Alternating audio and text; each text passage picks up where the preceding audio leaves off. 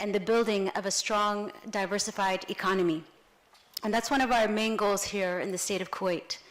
And good research with huge impact, with monetary and social value, only comes through diversification. And that diversification comes from two ways. It comes from diversifying and or collaboration. And that collaboration comes in two ways. Collaboration in terms of having research that's multi and cross-disciplinary and conducted through coordination between various disciplines and fields, and through collaboration between different research institutions. And given the fact that we are a very small country, collaboration across research institutions is very difficult. But this is an example today of where we were able in Kuwait to achieve collaboration between two research institutions, and they are Kuwait University and the Kuwait Institute for Scientific Research. Here with me today to moderate today's panel's discussion is Dr. Fatin Al-Jabsheh. She is a researcher at the Kuwait Institute for Scientific Research and the head of the Technical and Support Division there at the Institute. She is a researcher in technometrics with a PhD from Boston University. She is also a member of the committee that coordinates the collaboration between Kuwait University and the Kuwait Institute for Scientific Research, and she will moderate our three panelists today. Before I hand the podium over to her, I'd just like to give you a brief introduction of how the panel will be conducted today. We have three panelists that will each give a 20-minute talk after a brief introduction by Dr. Fatin. And inshallah, once those talks are over, we will open the floor for questions and discussion from our audience. So I hand the podium over to Dr. Fatin. Thank you. Assalamu alaikum, bismillah ar-Rahman ar-Rahim. Thank you very much, Dr. Suja, for a lovely introduction. Thank you. Thank you, Kuwait University. Thank you, Dr. Salman Al-Sabah, member with us on the Coordination Research Committee between KU and KISR. We're very wonderful, we're very honored to be here on this wonderful day with you, and we appreciate everything that we do with Kuwait University, our most esteemed teaching institution and oldest in Kuwait, very proud of all its products and of all its faculty.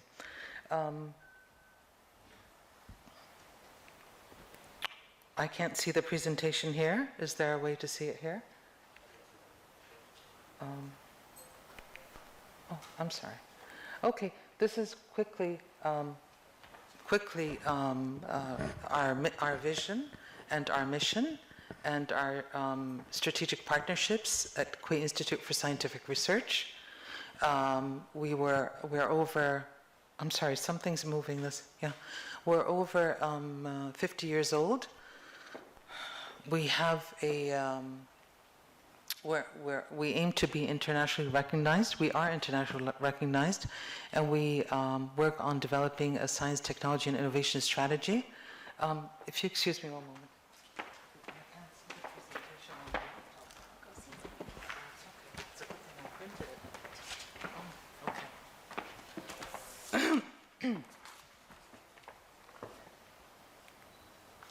Yeah, so a brief history. KISR was established in '67 by the Japan Arabian Oil Company.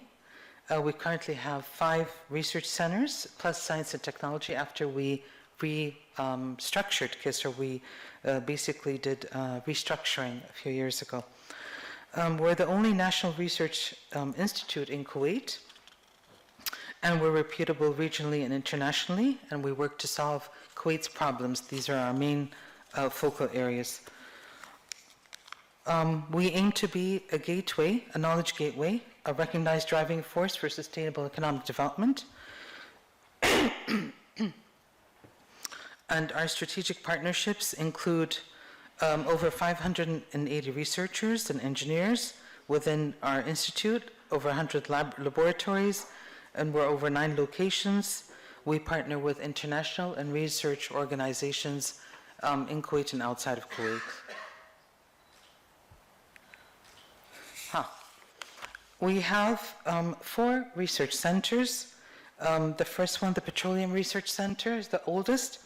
It has 5 programs: corrosion assessment, optimization, refining, excuse me, improved oil recovery, and polymeric product enhancement and customization. We'll be having a presentation today by Dr. Feras Rasul from the Petroleum Research Center. We have the Water Research Center, which is 4 programs: wastewater treatment, thermal desalination, water resources, and innovative desalination technologies. We have the Environmental and Life Science Research Center, which is the largest center. We'll be having a presentation from both water and ELF, Environment and Life Sciences. And the last is the Energy Building and Research Center.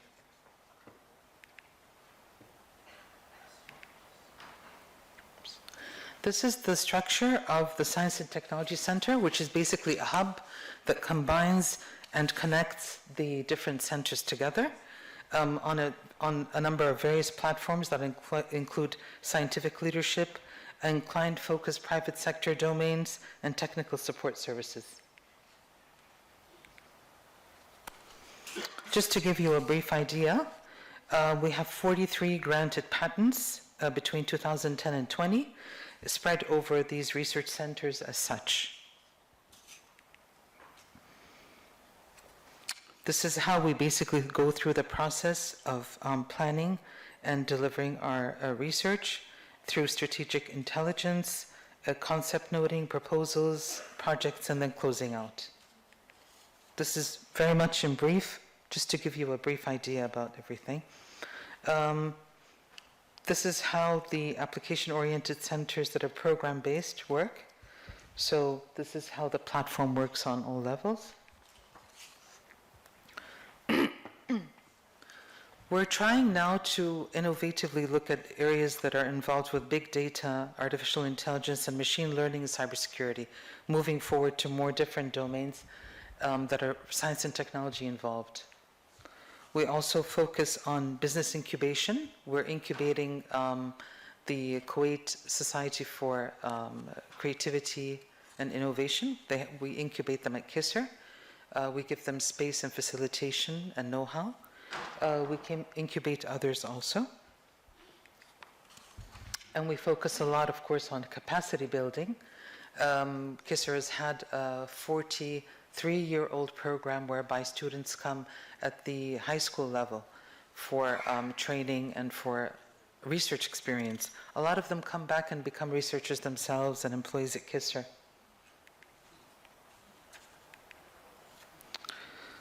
About the collaboration, we have an MOU, a Memorandum of Understanding, between KU and KISR since 2013, and it was basically focused on secondment and graduate and undergraduate research projects and training and mutual participation conferences.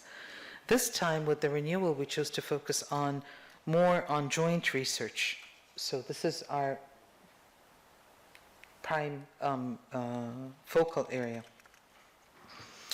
As you know, KU is a prestigious and old university here in Kuwait.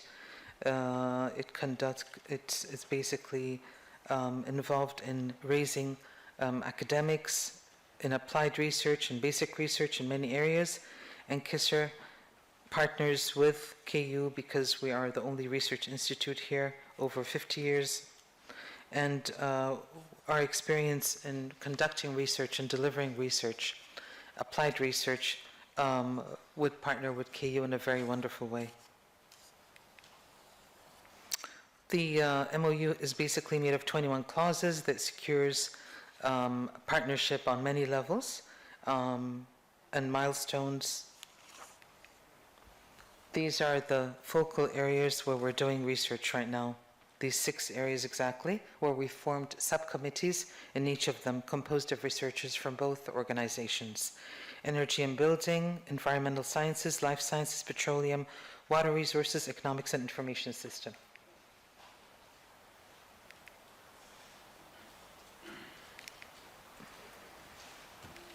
Oh, there we go. As such. And the breakdown within each subcommittee is as such. Okay? Based on the programs and the niche areas that we both have in common. This is ideally our workflow, and we're already having fruits of this collaboration. And this is the process that we go through, where we go through ideation and concept noting and research idea, and hopefully for a granted research on both sides in collaboration as one research. Today's presentations, I'd like to introduce our speakers. We have 3 speakers from 3 different research centers, and they're there to give you an idea about how our research works at KISR and how our collaboration would be. Our first presenter is Dr. Badr Al-Anizi, partnering with Dr. Mohammed Khaja. Dr. Badr has a PhD in molecular biology from Yale University. He has worked at Caltech and joined KISR as research scientist in 2017. Dr. Feras Rasul is from PRC, Petroleum Research. He has a PhD from the UK, from Southampton and Liverpool, and he has over 30 years of experience in this area, in Australia too. He's currently a senior scientist at Petroleum Research Center. And Dr. Hassan Abdel Karim is a graduate from Cairo University, Mechanical Engineering. His expertise is in water resources and thermal desalination, and his experience is in Qatar Energy Environment Research Institute, and then here at KISR. Thank you for your, excuse me. Thank you for listening, and I'd like to share a very short video about KISR, just to give you a brief idea about KISR. It's only 3 minutes long before we move to our presenters. Thank you very much.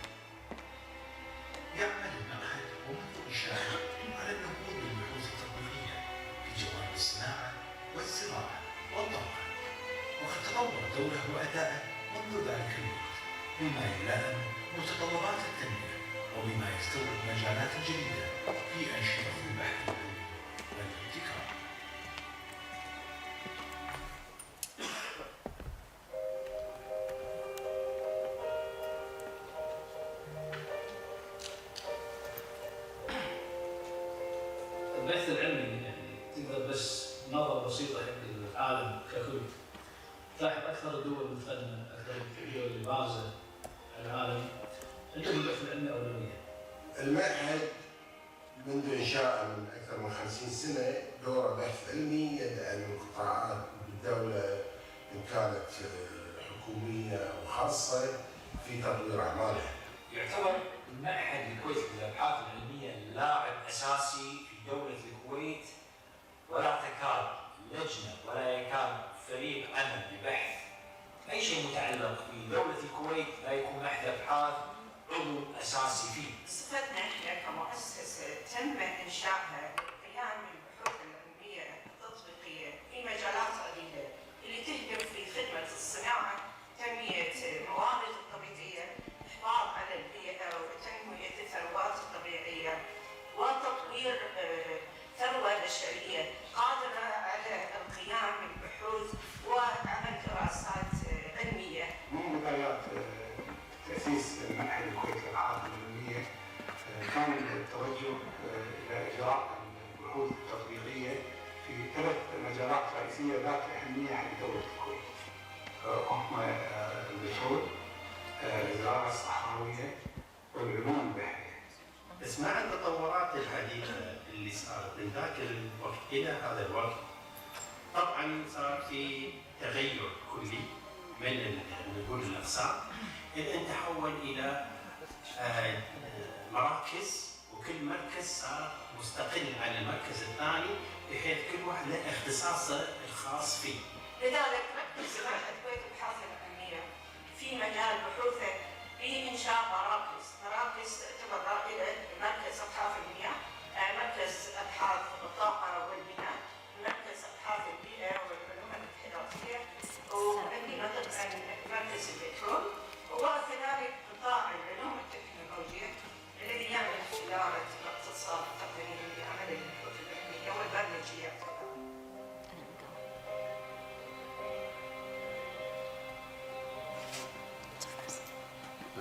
I don't understand. We go ahead, Satan? Okay. Is this mic working? Hi, thank you all for being here for this wonderful opportunity to share our latest research at KISR. The title of today's talk will be co-presented with my partner, 50-50 work. We believe in teamwork here. Dr. Mohammed Khaja, who's a graduate of the University of Colorado Boulder in computer science. The title of today's talk is Predicting and Explaining the Impact of Genetic Disruption in Organism Viability. There is a problem in big genomic data. We can sequence genomes very easily now. What? Oh, it's not switching? Okay. Let's see. Yeah. Okay, thank you. We have to work double-decker here. We can sequence genomes very, very easily, but the big challenge is to know what do those genes actually do. It's like opening a Chinese newspaper. You know there is an information, but you don't understand Chinese, and how to figure out basically what do those Chinese words actually mean. There are many methods to decipher those genes' function. Oh, this damn thing. Why it's not working? Huh? Okay.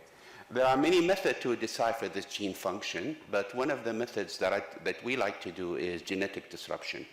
If you break gene A, what happened? That's a function of gene A. So we have a gene here called obese. When you break this gene, you end up having a fat mice. So you conclude the function of this gene is regulating body weight.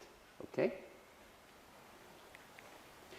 However, this method is very difficult to implement because we are dealing with thousands of genes, so we cannot really systematically break them one by one. And not only that, very frequently, the impact of a single gene disruption is influenced with what other genes are defected in the genome, something we call genetic disruption. This basically means that we are dealing with millions of different experimental manipulation if we want to do this method systematically to decipher gene function in a given genome. So clearly, that's an issue. Okay. One way of overcoming this big data issue is to do computer modeling. A good computational model can predict the result of 1 million of genetic manipulation, reducing experimental validation to only very key validation. So one method of addressing this issue, develop a good computational model. Okay.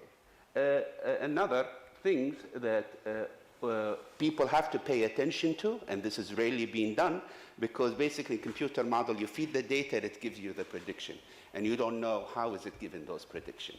So we call that a black box model. If this is the best you can do, fine. But a good model should be an open box model that you can figure out why the computer is making those predictions. Okay? Okay. Now I will leave the baton to my collaborator to tell you what's the main issue with many of the computational models that are available and how our approach is dramatically different than them. So Mohammed, push this button to change the slide. Thank you. Go ahead. Thank you, Dr. Bedr. Right, so, the previous people have, addressed this problem, but there were several limitations to their work. So the first thing is that most of the models they use are standard machine learning models. So a machine learning model, artificial intelligence is, it's pretty good, but most of the models that they use is black box, meaning, you ask the model, like you give it a picture of an apple and it tells you it's an apple, but you don't understand why it's saying it's an apple. So that's a common characteristic in most standard machine learning approaches. The second issue is that the performance metrics they use to evaluate their approaches, specifically the area under the receiver operating characteristic curve, tends to overestimate the model performance when the data set consists of an imbalanced data, meaning that if you have very few negatives or very few positives and very large negatives, that metric tends to overestimate the performance, giving somewhat of an unrealistic picture of the model's performance. And finally, all approaches actually do only predict binary outcomes. So if you are knocking out a gene, for example here in the bottom left, if you knock out the gene, basically they treat the outcome as either the organism is dead or alive. That's it, that's a binary outcome. Similarly, if you knock out two genes, they treat the outcome as either there is what's known as a negative genetic interaction, which means that the resulting organism size, if you will, is less than what would be expected if the contributions were independent, or everything else. So it's negative versus everything else. Again, a binary outcome. So what we do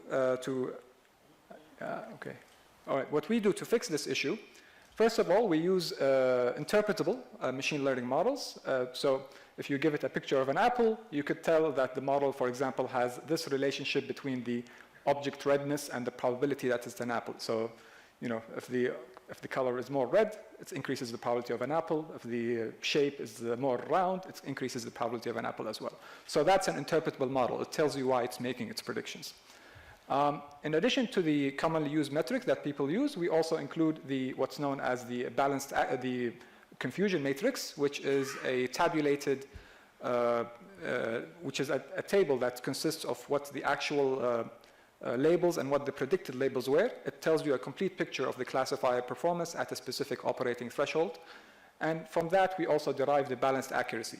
So these measures take into account the class imbalance, meaning that even if you have a highly imbalanced data set, the balanced accuracy specifically will not allow a trivial classifier to do well. Like you can't just do well by saying no all the time. And finally, we also have realistic outcomes. So instead of, when you knock out a single gene, instead of just saying dead or alive, we say dead, sick, or normal. So we have 3 outcomes. Similarly, for genetic interactions, we have, if you knock out 2 genes, we have negative, neutral, positive, and suppression interactions. These are the main differences that we have compared to previous approaches. Now my turn. Yep. And of course, in order to do earlier on, we have to choose a model organism. We cannot work on humans straight away. And one of the best model organism available is the budding yeast. The budding yeast is a great model because you can grow it easily in the lab. And not only that, it have only 6,000 genes, so we can systematically break those genes one by one. And not only that, there is a huge collection of double gene mutations. So this huge data set is great for model construction. Another major advantage for the yeast is that we have many, many gene features that we can use for our model construction. We have something like we call co-precipitation. The genes encode proteins. How those proteins bind to one another, that's a feature we can use in our model construction. Another feature is phosphorylation, dephosphorylation. Phosphorylation, some genes encode protein called kinase that will add a phosphate group to other proteins. We can construct a map of that and see if this is useful for prediction. Another useful feature is what we call localization. The protein encoded by this gene, where does it go? Does it go to the nucleus? Does it go to mitochondria? And so on and so on. So we have many, many features in the budding yeast genome, far more superior than human, that allow us to construct a very good model for prediction. And now it's back again to Mohammed. You know, there is something when you do any machine learning project, there is a problem that you have to be aware of. It's known as overfitting. So with overfitting, suppose you have a data set here. I give you these blue points, and I tell you to fit a model to them. So a simple model that you could fit is simply a straight line. That's just the average of the blue points, right? Another alternative is to fit a model that looks like this, that basically goes through most of the data points that I give you. And another alternative is a model that looks like that, like a quadratic function. So if you say, okay, well, which one should I choose? You could say, okay, let me measure on average how much is every red curve far from each point. So what's known as the mean squared error. So if you calculate that, you notice that the one in the middle has the lowest error. So should we select that? Does that mean that we should select this middle, the model in the middle? Well, if you if you give the models points that they haven't seen, that they haven't been trained on, like these orange points, something interesting happens. So if you do that and you calculate the error based only on the orange points, you notice that the middle model has a higher error than the one on the right. The one on the right happens to be actually the perfect fit for this particular data set. And so what we say is that the one on the left is underfitting. It's not explaining everything in the data. The one on the the one in the middle is kind of fitting noisy patterns in the data, not real signal. And the one on the right is basically a good fit, and it actually happens to be the function that we use to generate this artificial data point. So basically, when you are selecting machine learning models, always evaluate on data that the model has not seen before, to ensure that you select the right model. Okay. So now we have everything needed. We have all the input features that we can use to construct a model, and we have the outcome of genetic disruption to a significant portion of the yeast genome. We feed them into the neural network, the machine learning neural network, and see, can we now predict single gene? Can our computer model say, if I break gene A, what's going to happen to the yeast? And then after we make this model, we have to do something called feature selection. Not everything upstairs is relevant. Some of them are not relevant. So we have, after we build a good model, then we have to take out features one by one to figure out which one of them are important and which one of them are not that important. And we call this process feature selection. Now this for the first part of our work. Now let's predict, let's see, can we predict when you remove a single gene in yeast? Can you predict the outcome? And the outcome, as we said, we have three possible outcomes. Either the cell will be dead, either it will be sick with reduced growth, or it will have a normal growth. Okay, and our first model performed really, really well with all the metrics that we have tested on.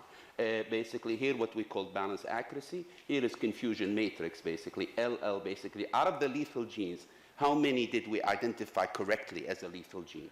Out of the reduced growth gene, how much did we correctly identify as a reduced growth? How many of genes that when you break them, nothing happened, did we correctly identify? So if you have a nice diagonal of color, that means you're doing a good job. And we do have a nice diagonal cover. Below are other parameters we use to evaluate the performance of the model. It's essential that you use more than one evaluation metrics for a given model.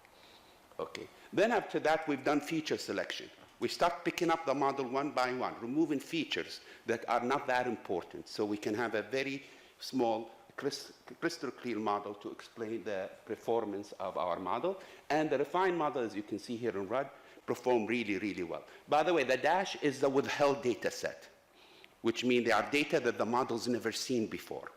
So this is basically an equivalent for an experiment, and you can see the dash perform as well as the solid line. Okay. What are those features when we done feature selection that end up being quite predictive? The first features is what we call slim gene ontology. Basically, that gene, when we experimentally examine it, what does it do? What is its molecular function? And we notice a nice distribution. For genes that encode proteins that are essential for basic molecular process, usually when you break them, the yeast will become dead. So you have a lot of red way up. For the lethal genes, for the normal genes, it's the opposite. So we have a nice counter correlation. So it makes sense that this feature of gene feature is very good for good prediction. What other features that are useful? The other feature is something called LID centrality. Basically, those are the proteins encoded by the gene. The gene here that we remove is in red, the red sphere. We notice that genes that are part of a highly connected protein complex, when you remove them, you end up having a lethality. If, however, the gene is not part of highly connected complex, when you remove them very frequently, you don't have anything really going serious. And you can see a nice distribution between the three classes of gene. And the last feature is what we call homology. It kind of makes sense. It sounds like kind of silly, but that's what it is. Usually, if the gene have another gene in the yeast that is similar to it, like a spare part, when you remove it, nothing serious will gonna happen. So it kind of makes sense. So it's a gene that is important and you don't have a spare part. And when you break it, you have a lethality. But if you have a spare part, you might be okay. And now I leave the baton to Mohammed. So far, we are talking about black box models. Now we are trying to convert it to an open box model. Okay, so we started out with a fully connected neural network model that takes all the features as inputs, like this one. And then we proceeded with feature selection to pick out the features that Dr. Better just described. So just to elaborate, the feature selection here was brute force all subset feature selection, meaning it examined all possible combinations of input features. So you have 7 features, we looked at 127 possible models. So based on these selected features, we constructed a simpler model. This is the multinomial regression model. It's a linear model that is able to predict multiple outputs. So you can think of it as a neural network, but without that hidden layer in the middle. So that's a multinomial regression model. This model, if you have 3 outputs, the model will have 2 equations with 2 distinct sets of coefficients. Every coefficient gets multiplied by one of the input features. So if you look at, we have this model's equation specifies what is the probability of the lethal class relative to the normal class, and what's the probability of the reduced growth class relative to the normal class. So you have a base class and you have others to measure against it. Every feature gets a coefficient, so LID has beta 1, percent identity has beta 2, and every GO term has its own coefficient. So we also looked at a more restricted model called the ordinal regression model. Ordinal regression is like multinomial model, but with a strict class ordering assumption. It specifically says that the lethal class is less than the reduced class and it is less than the normal class. So it has understanding that these outputs are actually colony sizes, they are ordered. There is an ordinal relationship between them, whereas the neural network and the multinomial regression model don't impose that assumption. Because of this restricted assumption, you end up only having one equation, which is kind of nice. So you have fewer parameters, also linear equation. And in the bottom right, you see how the model operates as the value of Z changes. So if Z is very low, it will predict mostly lethal phenotype. If Z is very large, it will predict normal phenotype. And if it's Z, it's kind of in between, it will predict the reduced growth phenotype. Okay, so I think, yeah. Okay. Here you see the performance is, just fine. So now we managed to convert the closed box model to an open box model with a nice mathematical equation and coefficient, and it's able to perform just fine. You can see here, the nice diagonal in all the confusion matrix. Okay. Now this is the conclusion of this part of the talk. Basically, the conclusion, we constructed an open model that based on the principle, the more the target gene participate in essential molecular process, as described by its SGO term, the more likely its removal will reduce cell viability. The impact of removal of this gene can be further amplified if the target gene encodes a protein that is part of a highly connected complex, but gets reduced when the genome contains other genes with enough sequence similarity to function as a backup. Okay. Now, the second part of the talk, can we now do the more challenging task, predicting double gene removal? Now remember, if 2 genes are sick when you remove them, it's not necessarily that the cell will die or become sicker. There is many possibilities in which this will fix the problem. And can we predict that? Okay. In order to do this next model, we add other features that reflect the relationship between the 2 genes. One feature is what we call the shortest path. The 2 genes, the protein encoded by the 2 genes, how far away they are from the protein-protein network. That's one feature we consider. Another feature that we consider, the 2 genes, do they encode proteins that are part of the same complex or part of a different complex?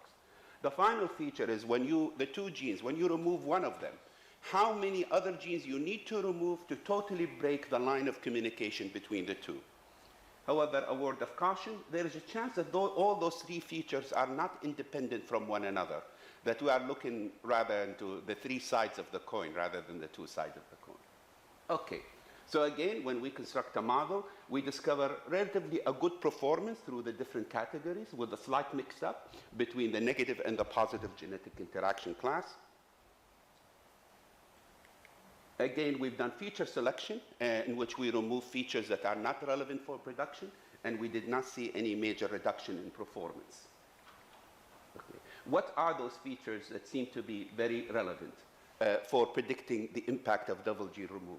The first features we notice are relevant is what happened when you remove that single gene. If both genes When you remove them, you have a sick or dead cells, remove them both will increase the chance that you will have a genetic interaction.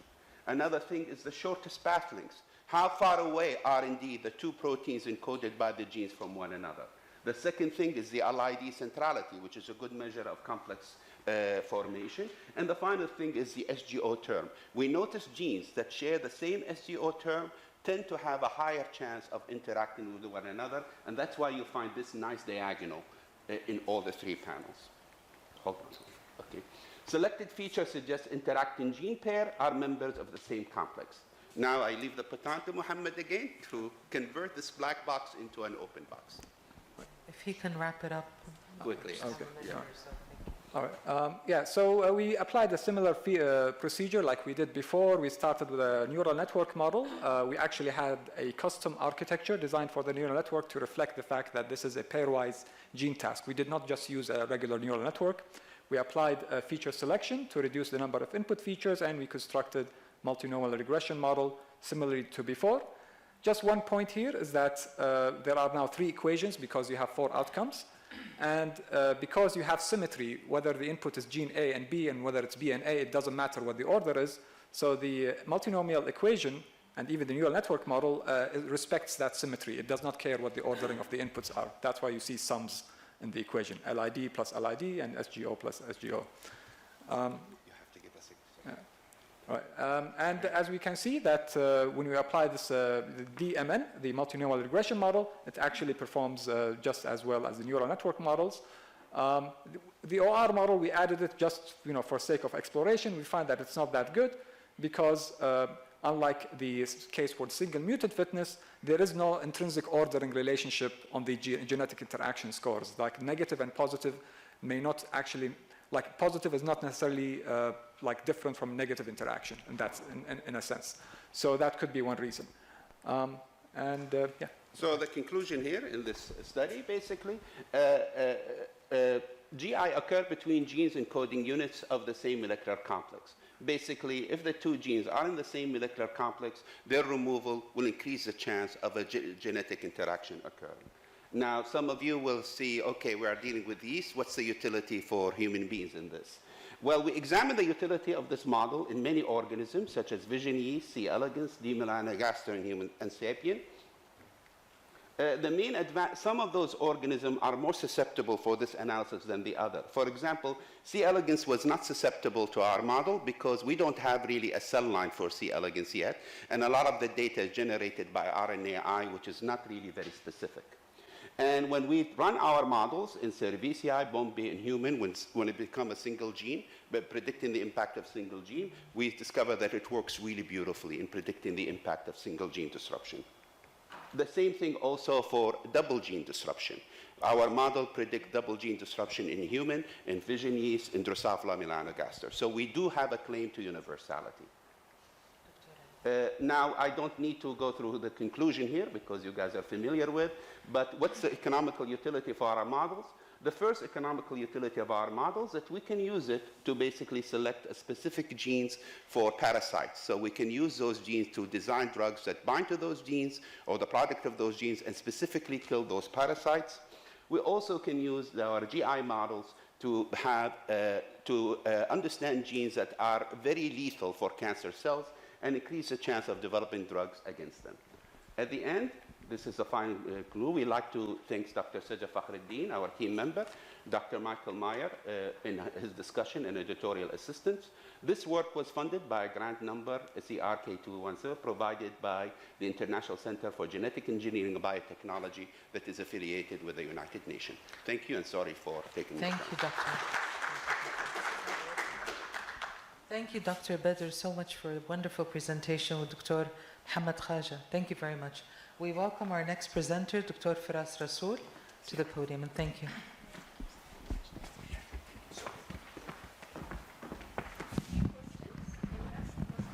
We'll leave Can the we keep the questions questions? to the end, Yeah.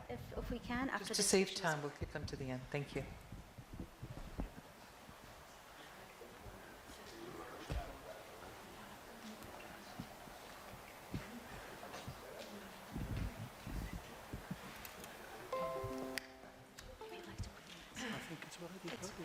Is it loaded? Yeah, it is here already. Yeah, thank you. Yeah, thank you very much. Thank you, Dr. Seja, Dr. Fatin, for the opportunity. Well, the title of my presentation, as you see, it is Rational Design and Application of Nanostructured Material. As you know, I'm from the Petroleum Research Center, but probably my work, it will take us to cross over all the other centers.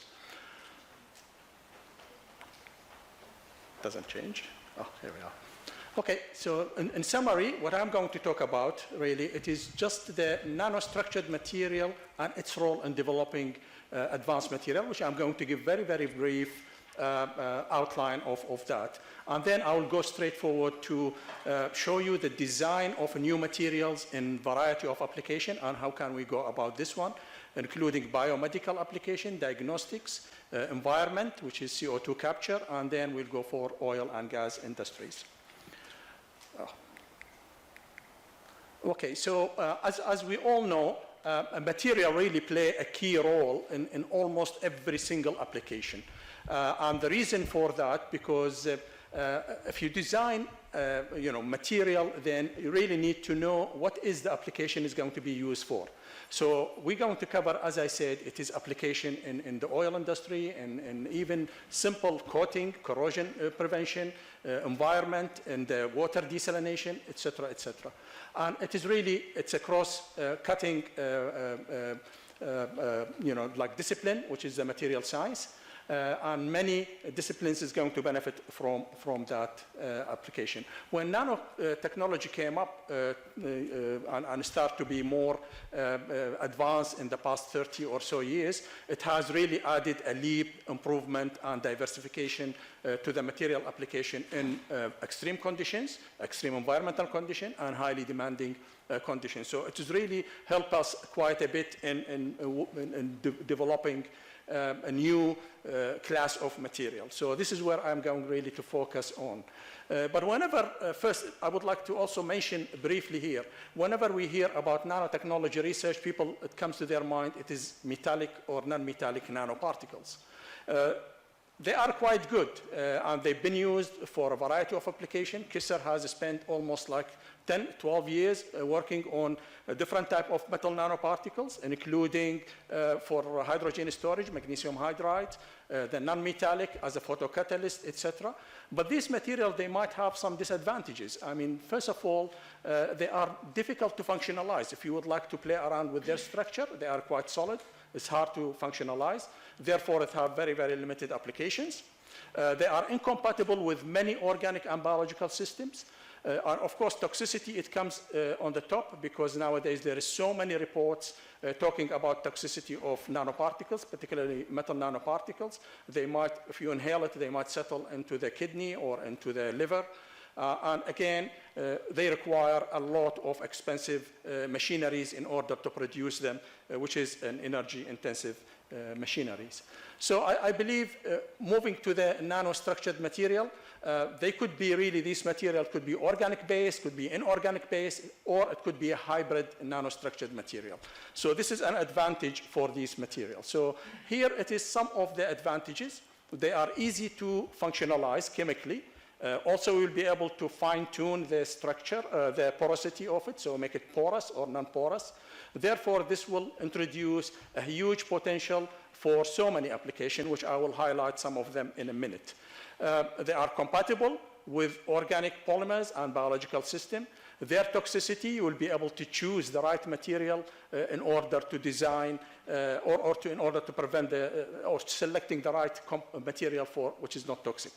And they are relatively, of course, easy to prepare and synthesize in a high scale or scale up. So here I'm giving you some examples of these materials which we worked in the past 15 or so years on them. I'll go on the first one, which is first right on the top. It is actually a nano porous type of particle. It is based on silicon oxide. It has on its periphery some sort of organic where we'll be able to functionalize. So we functionalize it in different functional group. Later on, I'll show you some of the application for that. The other one By the way, the diameter of that is about 8 nanometer. And when you put the handle on it, it probably goes to about 30, 35 nanometers. The other application, which is in the other one here, this is actually a surface modified. You will be able to build a polymer chain on top of any surface. It could be a glass, could be a silicon wafer, it could be any type metal surface where you will be able to grow a certain number of polymeric chain. And these polymers, they could be hydrophilic, hydrophobic, they could be in dilute form, as you see in the left, or it could be semi-diluted or concentrated.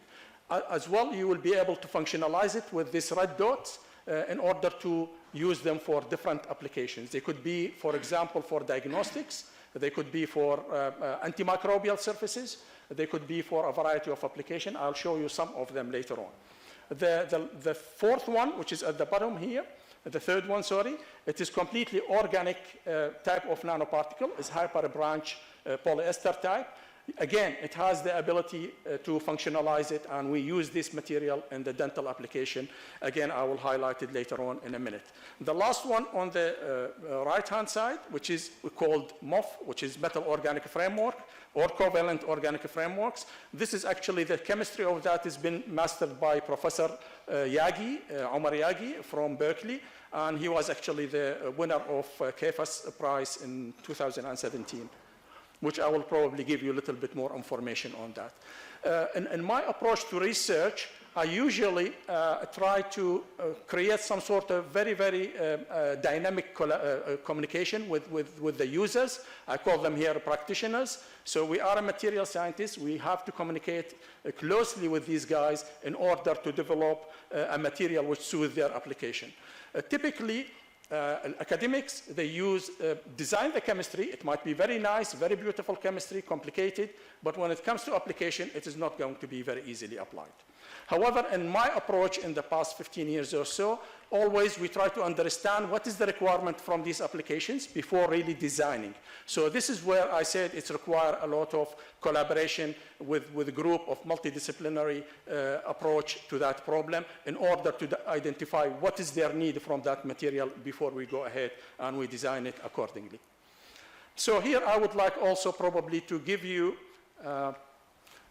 some of the advantages of this material and where we can really probably, it's an idea where we can collaborate with Kuwait University in different areas. As I said, material science and material engineering, it's a very important discipline, and therefore it can really cut across all different area of research. For example, in the environment area, in air pollution, in heavy metal separation, in the petroleum, whether it's a catalyst, gas separation, or hydrocarbon separation as a membrane, in the detection of toxic gases, which we had some project with KOC on that, and the water purification, whether RO, reverse osmosis, or forward osmosis, you could really modify the surface with the same chemistry we have in order to make it anti-fouling.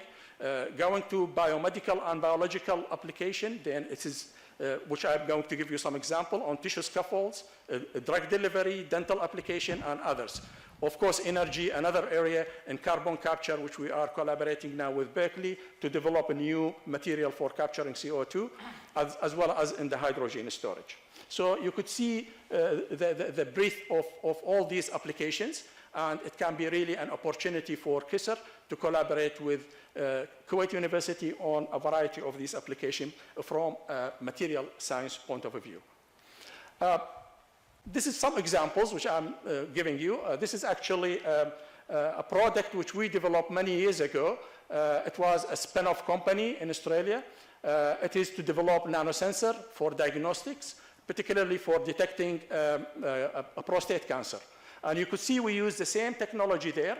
We build up very short chains of polymers. It's a nano-length polymers and dense. And we attach on top of it, in the red spots, we attach the antibodies or a biomolecule, which can really capture the protein responsible for the prostate cancer. It could be really used also if you attach to it is a ligand with high affinity to metal, so therefore it can be really detecting or capturing some heavy metals like mercury, cadmium, etc. There is other application for that. It can be surface for example, antimicrobial surfaces, antiviral surfaces. It could be used for a variety of wide application. So it's the application is endless for using this type of technology. And the chemistry is quite similar. I will try to go very fast. There is the other area, which is making nanoparticles based on polyvinyl acetate with polyvinyl benzene. Then you hydrolyze it. You make a particle which has a lot of reactive group on it. You will be able to use them, for example, the size of them, they are about 61 to 48 nanometer in size. You will be able to attach these groups. They are a fluorescent group, especially when they are reacting with some toxic gases like H2S. This is where I come back to it. This molecule or this nanoparticle is 8 nanometer, originally used to reinforce a glass for a fighter jet, but we are using it to modify it. We put some chemistry on it, different type of chemistry, as you see here. And whether it is acrylate or whether it is a polymerizable group, the size of it is showing over there by TM. And we used it, for example, one application as a glass ionomer cement. It's a collaboration project with GC Japan, who are making glass ionomer cements. These cements for dental application is based on acrylic acid and taconic acids, but they have very weak mechanical properties. And they are usually, when they react and forming this salt bridge, they try to produce a fluoride into the teeth to prevent the decay or reducing the decay of the tooth. So we use our material, and when we used it as a small component, is about 2%. We found there is a huge improvement in fracture toughness, almost 47%. So this is an advantage of using a nano material or nanostructured material to increase or improve the mechanical properties of any material and improve the applicability. The same thing with here, which I have to go probably quickly. A different type of material we used, similar, but with different functional group, and this is a cementing agent used to fix the vertebra. A lot of old people, they fracture their vertebra, so it has to be cemented by injecting some sort of a cement into it. So what we are trying really to do here, we try to improve the mechanical property of these. The same thing when we add it, this is before, commercial cement versus our cement, by adding 2%, you get almost 40% improvement in compressive strength.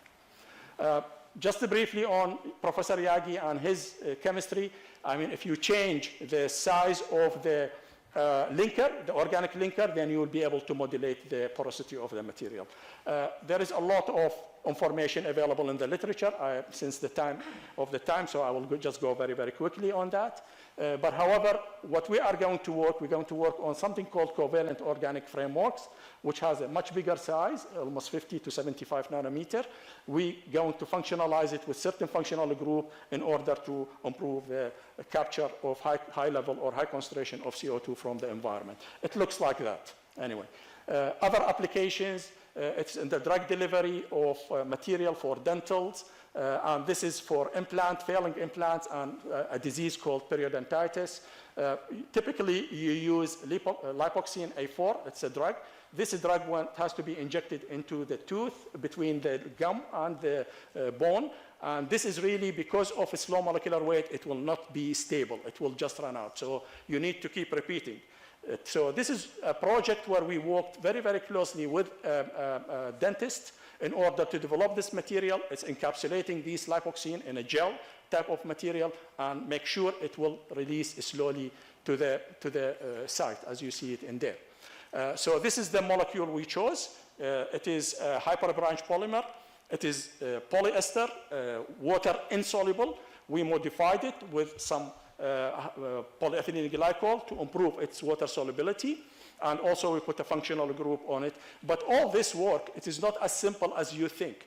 It is actually, it has to keep going back and forth to the drawing board in order to come up with the optimum material for that application. And here is showing this material with the degradation of it. And of course, we did some, in vitro and in vivo. We drill a hole into the mandible of a rat, injected with the material, and we monitor the healing of the bone, as you see after 20 days in here. Other things which I'm not going to talk about, this is a spinal cord generation. Again, we made some nanostructured mat where we seeded the stem cells as well as the brain-derived neurophoric protein in order to generate the growth of the stem cells and differentiation of the stem cells for healing the spinal cord. And sorry, this is the chemistry of it, if somebody interested in it. And we made this by electrospinning, we made that type of, and here, of course, we have to make sure everything is working. So you really you have to do some staining for this material as you see it in here. And here is showing the embryonic body, and very, very clearly you see the neuron cells start growing from that. So it is really working. We did some in vivo with rats in collaboration with our partner in Ottawa Hospital Research Institute, and some encouraging data over there. I'm not going to go into that again. This is an artificial artery we could generate by putting a plastic tube into the peritoneal cavity to generate an artery like that. And this artery, it does not have a lot of elasticity. So what you really need to do, you need to produce a material which can improve the elasticity. You wrap it around it. And this is what is happening. Almost I finished, sorry. And of course, what we have to do, we need to make sure that the mechanical property of this material is quite matching the mechanical property of the artery. So we did collect a lot of normal arteries from the abattoir, from al-Maqsab, and we got it, and we tested the mechanical property in order to find out what type of stress strain curve on that in order to design our material to suit that application. And this is what we've got. And of course, we did this experiment, and we did a lot of staining tests, etc., and some in vivo results as well showing here. So in summary, I hope, even though I was rushing quickly because of time, but I hope I managed to give you some information on how important is nanostructured material in improving the quality and the properties of many materials.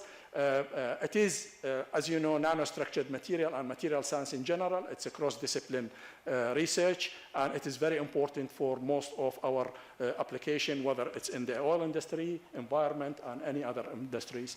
And of course, within my group, we try to eliminate or try to abandon these traditional boundaries between science and engineering, between different disciplines. So we had really to communicate continuously as one group, which is a multidisciplinary collaborative group, to work together. And of course, all the approach what we've done here, it is based on understanding the requirement. And this requirement, it is a good way to handle a complex project in order to go to take it all the way to an application, as you see in here. And thank you very much for listening, and I'm sorry taking a little bit longer. Thank you, Dr. Feras, for an excellent presentation. We'd like to move on to Dr. Hassan now for his presentation. And this is the last, and then we can have a question session. Thank you.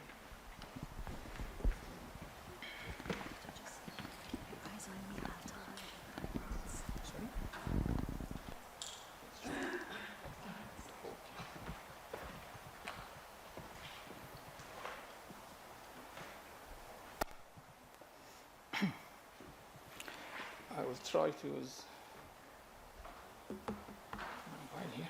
Assalamu alaikum. My name is Hassan Abdurrahim from KISR. Today you are going to present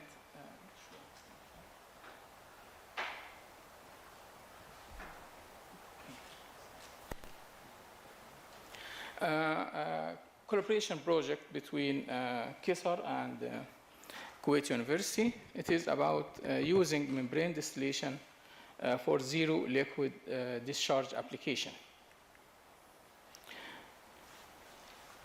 Our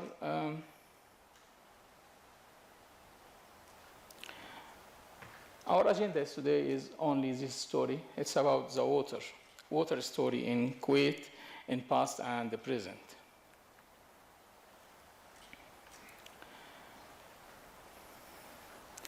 This figure shows how people in Kuwait in the past suffering from the shortage of water. As we can see, they started using the rainwater. They collect it in the houses. They store it in ponds to use it. After that, they use they dig wells and use it. They distributed the water over the animals' backs. And after that, they started to import water from the Shatt al-Arab using some kind of ships.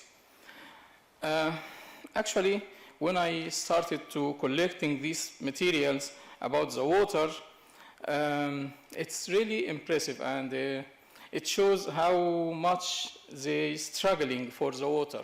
And I hope the people now learn from this to save the water. We consume too much water here in Kuwait per capita. So if they just see how much these people are suffering from the water, I'm sure they will save it. Anyway, water in Kuwait is provided by using different desalination. 90% of the potable water in Kuwait produced by desalination. This figure shows the development of the capacity since 1980 to 2019. This water is produced using different desalination processes like multi-stage flashing, reverse osmosis, and multiple effect distillation. Of course, these processes consume a lot of energy and producing negative environmental impacts. For example, the capacity now in 2020 is about 680 million imperial gallon per day. And to produce this amount of water, you will dump about 1 billion imperial gallon per day back to the sea. This brine is including chemicals and high salinity, higher temperature. It affects everything in the marine. This is the MSF, is a black horse for desalination plants here in Kuwait. It is the first plant or the first desalination. Kuwait is the first country who implementing this kind of desalination in 1960. It consists of mainly a brine heater to heat the feed water, and then this feed water is introduced to a chamber kept at lower pressure. When you introduce this water, it is flashing directly, and then it is condensed to collecting the potable water. The amount of desalinated water produced by this method is around 400 million imperial gallon per day, which representing 64% of the capacity of desalination in Kuwait. The second in rank of capacity is the reverse osmosis. This is driven by mechanical power or electric power using high pressure pump, which forcing the water through a special membrane. This membrane allows distillate water or the fresh water to move through and keeping all the salt. And this method is used in different desalination plants now. It produces around 120 million imperial gallon per day, representing 18.7% of the total capacity. Finally, this is MEG, multiple effect distillation. It's again a thermal desalination plant, and this is using the normal boiling and condensation. They use hot steam to boil the water and then condensing this vapor to produce distillate water. However, they use lower pressure, lower than the atmosphere, so the water can be boiled at lower temperature.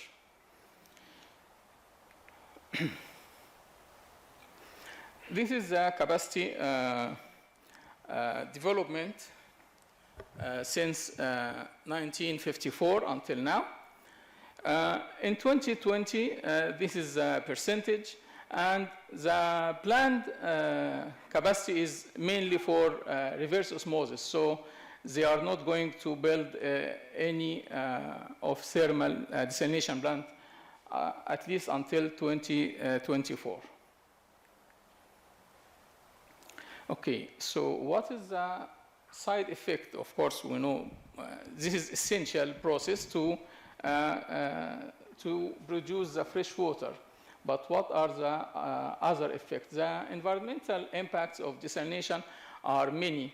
They are divided into direct and indirect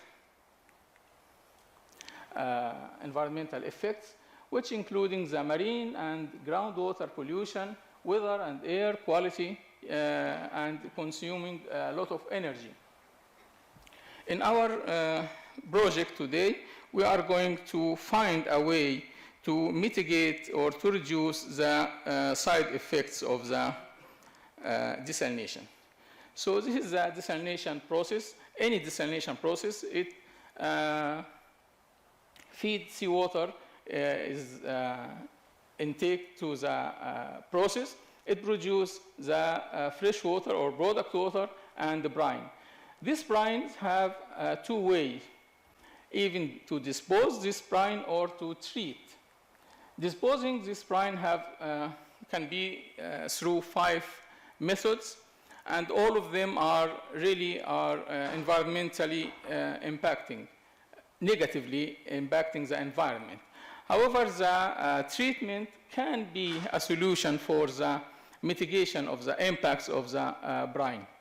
We can use what's called zero liquid discharge treatment. In this method, we can use different types of processes or technology, membrane or thermal, and we can eliminate the brine at all. This is a process for reverse osmosis, a complete reverse osmosis with ZLD, zero liquid discharge, where the brine from the desalination plant is concentrated in progress. In brine concentrating process. Then the remaining, which is almost saturated salt solution, is going to the brine crystallizer to convert it to a salt. So we eliminate any brine, any liquid to be discharged to the sea or any other way. And also in this way, we can recover about 95% of the feed water.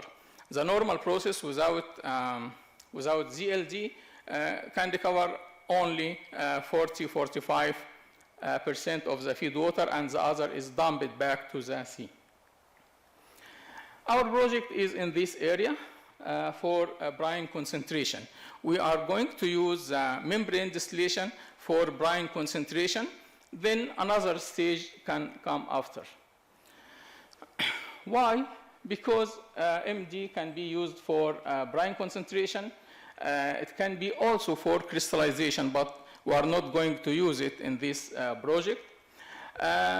Membrane distillation is very effective process. We are going to explain it later, because it can use waste heat from any source of in the desalination or power plant, like steam ejector, blow down, or dump condenser.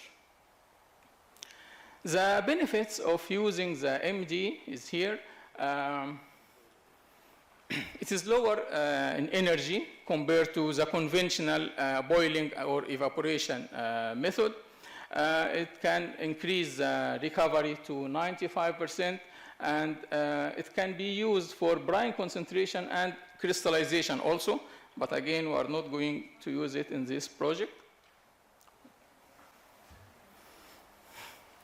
This is the membrane distillation process.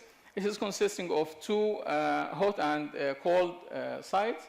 And the difference of partial pressure makes the vapor to go through the membrane. This is the advantage. Main advantage, it can be used at lower temperature. Also, it's working at very low pressure compared to RO. So we can use plastic materials, and it's less problematic in fouling. This is a different configuration of membrane distillation. We are going to use these two types of membrane distillation in our project. And this is a project. It started as Dr. Fatin explained with MO with Kuwait University in 2019. In 2021, there is an invitation. We started to meet with our colleague in Kuwait University in chemical engineering department, and we formulate this team for the research. Actually, this communication resulted in two projects. This one of them. The other one is for mineral extraction, and both of them will, including graduate student for Master of Science degree. This is the objective of the project. We will going to experimentally investigate the MD as brine concentration. We are going to develop a mathematical model, solve the model, and validate using the results of the experimental work, and then investigating system performance at different concentration. The project description, including buying the unit, extensive experimental work, and measure the performance of the system, assess the problems that could be happen, and this is a staff development. We have a graduate student. We can go do an on-the-job training or formal training, and we can accommodate students from KU to visit and learn the processes. The funding plan, KISR will cover the capital cost and the salaries of KISR's staff. Kuwait University will cover the salaries of the Kuwait University staff, and we will approach KFAS for operational costs to be covered through them. In KISR, we have a lot of experience in membrane distillation. This is for manufacturing and characterizing. This is machines for characterizing and fabricating of membrane distillation. We have 3 projects in membrane distillation. One of them is to assess the performance of membrane distillation in a bench scale using sodium chloride solution to assess the performance. The other project is for fabricating membrane materials for membrane distillation. And the last project was a hybrid system using forward osmosis and membrane distillation for desalination of seawater. I must just thank you.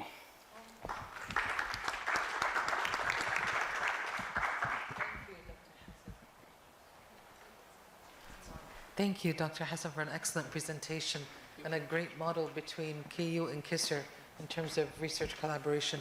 We'd like to open the floor to questions, please. Go ahead.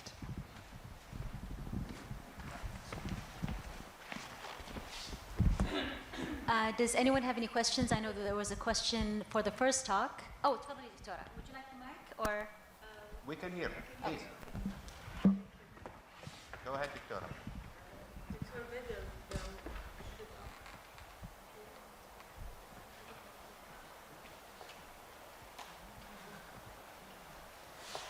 The model that you spoke about, that you discussed with Dr. Mohammed, a great model, by the way. I'm currently working on microarray. I have tons of data. Can you fit my data into your model? They are human data? Rodents, but I saw that you don't use rodents in your experimental models. No, we don't. That was my next question. Please, by all means, after the end of the talk, I will give you our contact information. You can give us, because we do eat big genomic data for breakfast, me and Mohammed. So please give us this data, and we hopefully will have a good collaboration. Okay. What about transcriptional networks? I saw Yes. You've put it there, but you didn't talk about it. Because it was disappointing. We put it there, but it ended up had very limited predictive power. I understand that. And it was quite strange, honestly. Yeah. This is normal because transcriptional networks are very, very complex, and we deal with them during development. Yeah. And you have this negative feedback, and you go into other transcriptional network. Yeah. So I was interested to find out if you have looked that up, because it's not straightforward. It's not, and it seems to have very limited utility when it comes to the predictive power of the model. Yes. What about pleiotropy? Pleiotropy? Yeah, what about if a gene has a role in so many different networks, or it is involved in different phenotypes? Well, that's another aspect of the work we did not have time to discuss. The genes, when it comes to a multicellular organism like us, can impact survival based on the single cell. Is the single cell doing okay? Or multiple cells? As the cell interact with each other, is there a problem? And our model was able to distinguish between the two possibilities very well in humans. It can tell you that this gene is essential for the survival of a single cell, but this gene is essential for the survival of the entire organism because it's involved in the cells communicating with one another, if that's what you mean. No. Okay. So I've noticed that you've used the basic model. Life or dead or sick, yes. No, I mean, when you did your analysis, you used yeast. Yes. And I don't think pleiotropy applies on yeast. Well, our question was very simple. Dead, sick, alive. Yeah. Yes. And surprisingly, our model does work on human, both as cell lines in human and also on multicellular humans, because there's a huge genomic data that was published last year about many different mutations that cause lethality in humans, that you don't, when a human have a mutation in this, it will not going to be born. And it seems to be working predicting that, yes. Okay, last question. Did you, while building your model, did you extract information from previous knockout studies done on animals? Because that will help your model. Or knock-in studies. Actually, we've done organism that we can get our hands on. And the organism that fulfilled this criteria was human, was vision yeast, not only bud yeast, vision yeast, was Drosophila. We're able to get good data. The only organism, which is a worm, we are unable to get good data to see if the model worked because they don't have a cell line. Rodents. Rodents, we did not find a big data set for that, unfortunately. I will give you some data. Oh, well, sure. Sure. Thank you, Dr. Oman. Do you have another question? Or? Another question. Okay. Let's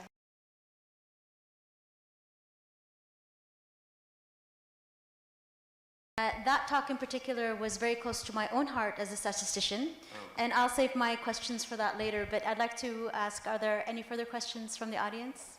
Tafadhal. Dr. Abdul Alim Marifi from KISR. Thank you. Thank you very much. Okay. Thank you very much for giving this opportunity, and I'm very glad to see this building after 40 years. They talked about it when I was going to the university at that time, and I prayed rak'atayn for this place just to see it again. My question is to Dr. Feras, and if I'm correct, this presentation is some of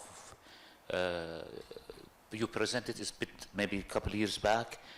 If not, now we as a Petroleum Center and having the new program which going to merge two different programs and going to be about material, how much there is opportunity to capitalize on what you did and how, in order to help the society, especially in the medical side, since we don't have that much collaboration in that respect.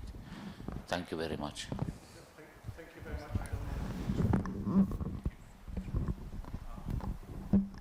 Thank you, Dr. Abdul Azim, for this question.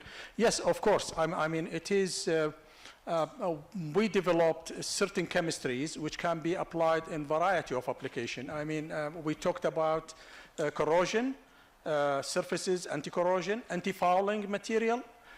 We could talk about biological and biomedical application as well.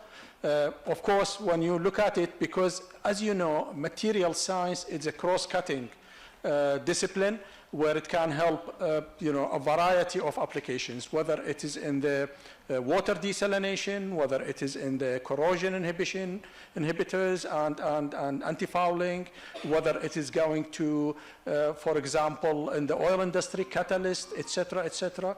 So there is a huge opportunity. But really we need to focus a very strong group of material scientists which can really work across discipline around the whole KISR as well as probably university, because there is a lot of opportunity of collaboration with the university in this area. I hope I answered your question.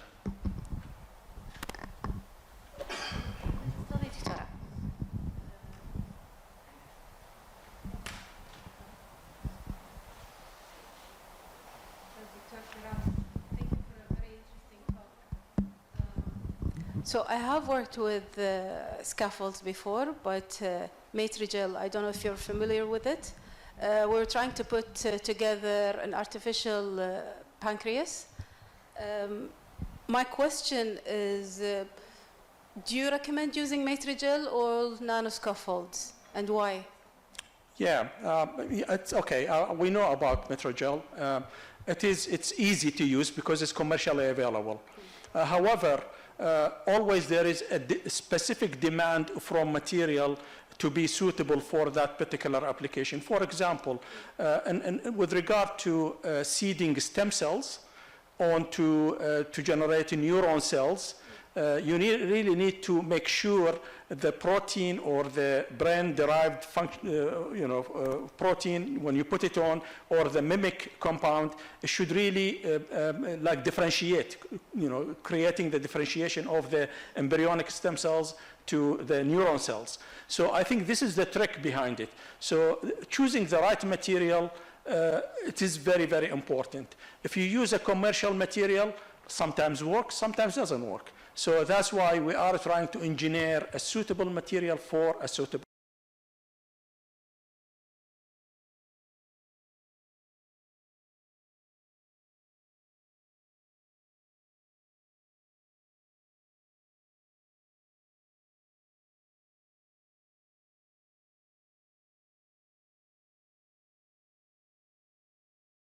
Yes, look, I'm not a biologist or a neurosurgeon in order to answer you that specifically, but definitely.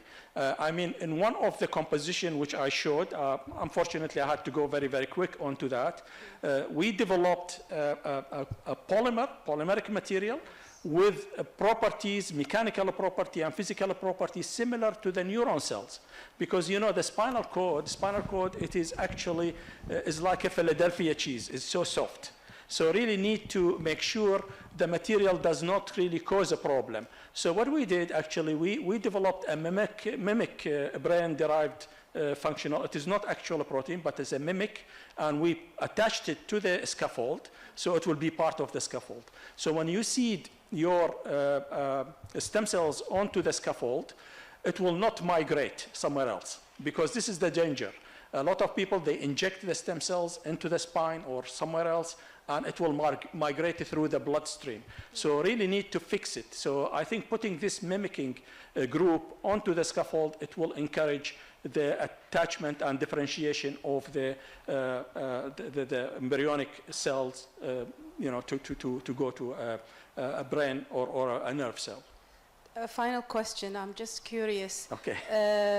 So how do you put the scaffold together? Do you do printing? Do you do like organ printing, or? No, we use electrospinning. Yes. It's actually making a solution because it's a water-soluble type of material, and we use electrospinning to form this mat. And then you can sterilize them and give yes, them to with us, gamma radiation. and we can use them in tissue cultures without any problems. Correct. Okay, thank you. You're I look forward to asking you more questions. Thank you. Thank you. Thank you, Dr. Amani. Any more questions? Tafadhal. I'm I'm interested in hearing any collaboration. I'm interested. Can you hear? I'm interested in hearing any collaboration between the nanotechnology with the membrane manufacturer, because it would be interesting to produce a more efficient, environmentally friendly material. And since you people are neighbors, so it would be nice to hear some development in that department. Thank you. Yeah, shall I answer it? Yeah. Well, look, we are involved, but I mean, there is not really, we did not have a formulated project yet. But there is a lot of talk through Dr. Fatin. I think we really had a group of people coming from the Water Research Center to really look into some of the material we are using. So there is opportunity, very, very big opportunity, particularly with regard to developing a surface-modified membrane as anti-fouling materials, so to improve anti-fouling. But at the moment, because they were a little bit more focused on making membranes for RO and FO, which is a traditional way. There is no novelty into it. But if you really need to work on something which is more novel, then it has to be completely different type of a project. Yeah. Sure. Thank you. Actually, I'm not material or chemist, but the project I showed here for fabrication and characterization of membrane, it's done by other colleague in WRC, in Water Research Center. They developed novel membrane materials using nanotechnologies. They modifying the surface using some nanomaterials, which I don't know, and they producing a better than the commercially available membranes. Yes, we have this capability, but the collaboration, of course, will be much appreciated. Would anyone like to add any more questions or?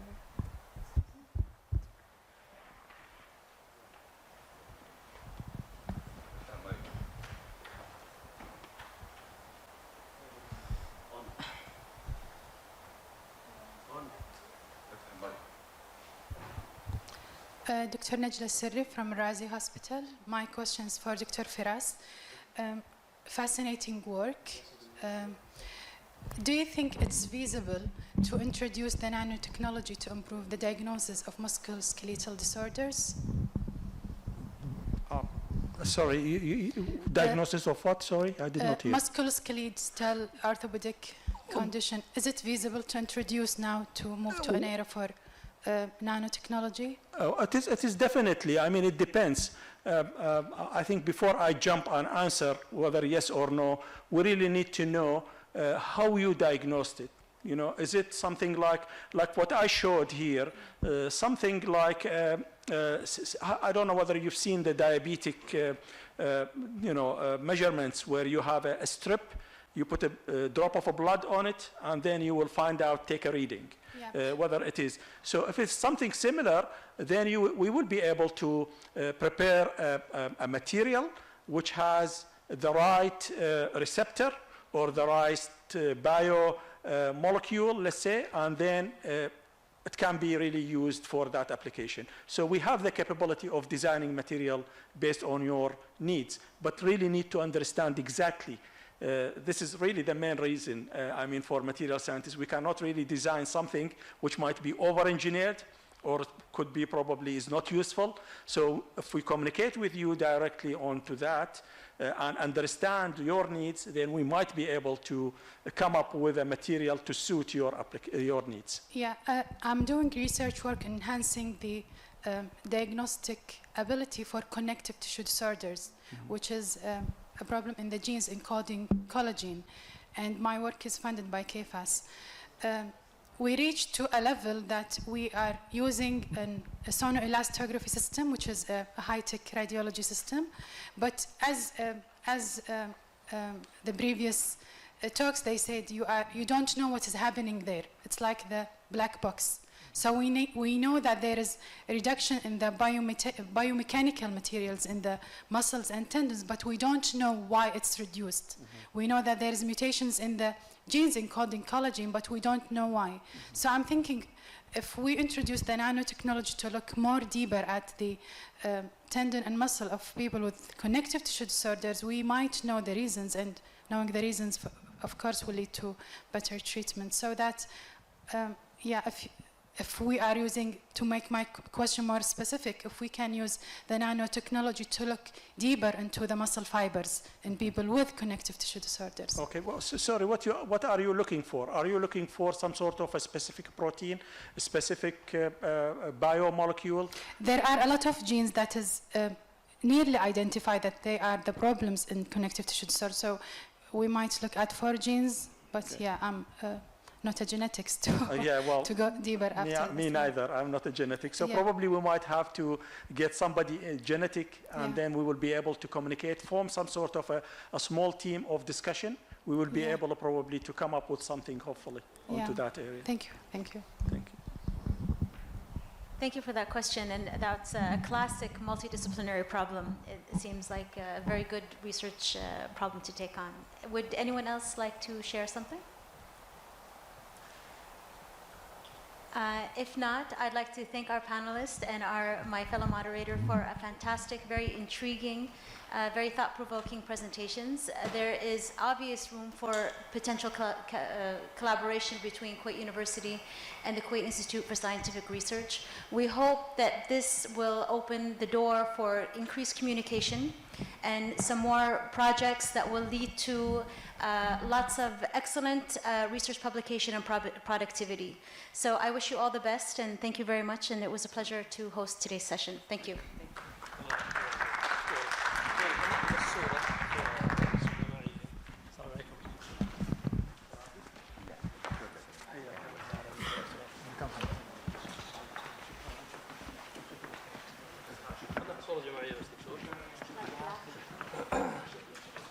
حياك دكتور. خلنا ناخذ صورة جماعية معكم. حياك. تفضل.